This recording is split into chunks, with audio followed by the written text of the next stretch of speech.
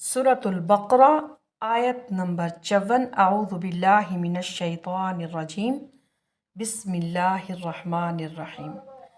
वइज़ क़ाल मूसा लिक़ौमिही या क़ौमि इन्नकुम ज़लमतुम अनफुसकुम बित्तिख़ाज़िकुमुल इज्ल फ़तूबू इला बारिइकुम फ़क़्तुलू अनफुसकुम ज़ालिकुम खैरुल लकुम इन्द बारिइकुम फ़ताब अलैकुम इन्नहु हुवत तव्वाबुर रहीम। वइज़ क़ाला, और जब कहा मूसा अलैहिस्सलाम से, लिक़ौमिही अपनी कौम से, या कौमी ए कौम, इन्नकुम बेशक तुम, तुमने जुल्म किया, अनफुसकुम अपने ऊपर, बित्तिख़ादिकुम तुमने बना लिया, अल इज्ला बछड़ा, फतूबू सो तुम रुजू करो, इला तरफ, बारीकुम तुम्हारा पैदा करने वाला, फ़क़्तुलू सो तुम हलाक करो, अनफुसकुम अपनी जाने, ज़ालिकुम ये, खैरुन बेहतर है, लकुम तुम्हारे लिए, इंदा नज़दीक, बारीकुम तुम्हारा पैदा करने वाला, फ़ताबा उसने तौबा कबूल की, अलैकुम तुम्हारी, इन्नहु हुआ बेशक वो, अत्तवाब तौबा कबूल करने वाला है, अर्रहीम रहम करने वाला।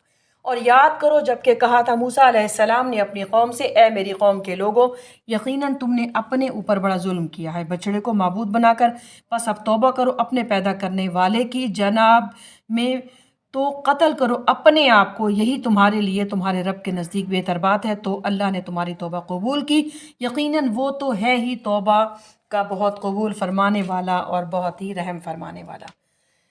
ये वाक़या तौरात में भी तफसील से आया है। फ़क़्तुलू अनफुसकुम मार डालो अपनी जाने या कत्ल करो अपने आप को। इसके मानी क्या है? ये दरअसल कत्ल मर्तद की सज़ा है। बनी इसराइल के 12 कबीले थे, हर कबीले में से कुछ लोगों ने ये कुफ्र किया कि शिरक किया, बछड़े को माबूद बना लिया। जब हज़रत मूसा अलैहिस्सलाम को अल्लाह ताला ने 40 दिन के लिए पहाड़ पे बुलाया था, तो वहाँ उनकी कौम ने पीछे बछड़े को माबूद बना लिया था।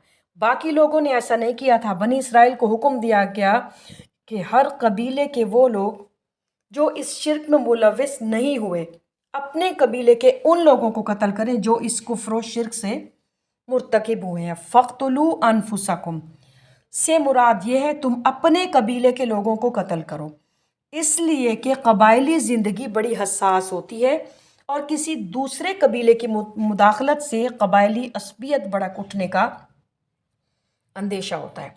हज़रत मूसा अलैहिस्सलाम के इस हुक्म पर अमल दरामद के नतीजे में 70,000 यहूदी कत्ल हुए।